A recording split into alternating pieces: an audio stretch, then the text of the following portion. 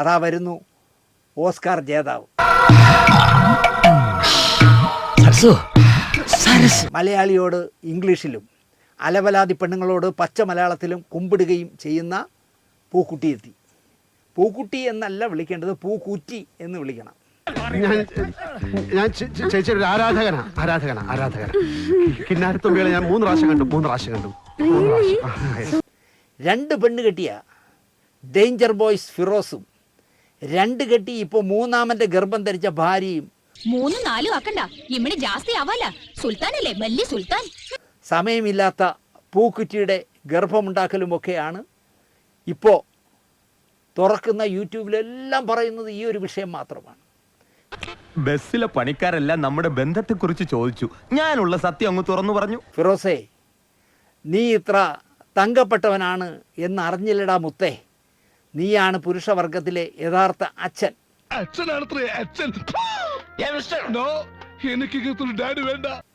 മൂന്നാമതൊന്ന് കെട്ടി നന്നായി ജീവിക്കടാ കരളെ എന്നൊക്കെയാണ് ഈ പ്രോഗ്രാമുകളുടെ യൂട്യൂബുകളുടെ താഴെ ഓരോരുത്തർ എഴുതിയിരിക്കുന്നത്. ഉസുരുള്ള ആൺകുട്ടികള് 3-4 കെട്ടിയെന്നിരിക്കും. ഒരു പെണ്ണിനെ പിടിച്ച് ഗർഭിണിയാക്കുക, എന്നിട്ട് അവിടെ പറയാ നിന്റെ റിട്ടയർഡ് ഭർത്താവില്ലേ അവൻ്റെ തലയിൽ വെച്ച് കൊടുക്കുക. പൂക്കുട്ടി, ഞാനല്ല, എന്റെ ഗർഭം ഇങ്ങനല്ല.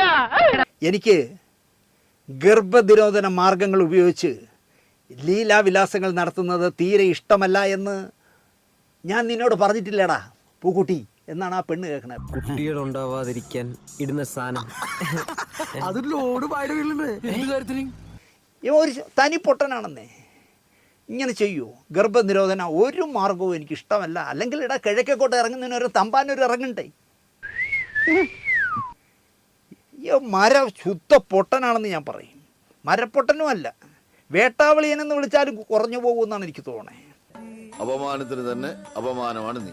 ചില കാര്യങ്ങളിലുള്ള നമുക്ക് മാന്യത അംഗീകരിക്കണം. അവൾ പറയാണ് ഞാനിതൊക്കെ റെക്കോർഡ് ചെയ്യുകയാണേ. അപ്പോൾ അയാളെ മറുപടി, റെക്കോർഡ് ചെയ്യുന്നു എന്ന് എനിക്കറിയാമായിരുന്നിട്ടും ഞാനിതൊക്കെ പറഞ്ഞു എന്നാണ് ഈ മരപ്പൊട്ടൻ പറയുന്നത്.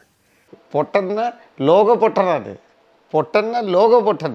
ഇത് ആറ്റിയാൽ ഒരുത്തം കൊടുക്കണ്ടിട്ടില്ലേ, ദാമ്പത്യ ഏലസ് ഗൾഫിലിരിക്കുന്നവന്. അവൻ ഗൾഫിൽ ഇരുന്നുകൊണ്ട് ഈ ദാമ്പത്യ ഏലസും കെട്ടിയിട്ട് എന്തൊരു കിട്ടാൻ അവന് ദാമ്പത്യം. അവൻ വന്ന് ഗർഭിണിയാക്കി എന്ന് പറ എന്നാണ് പറഞ്ഞു കൊടുക്കുന്നത്.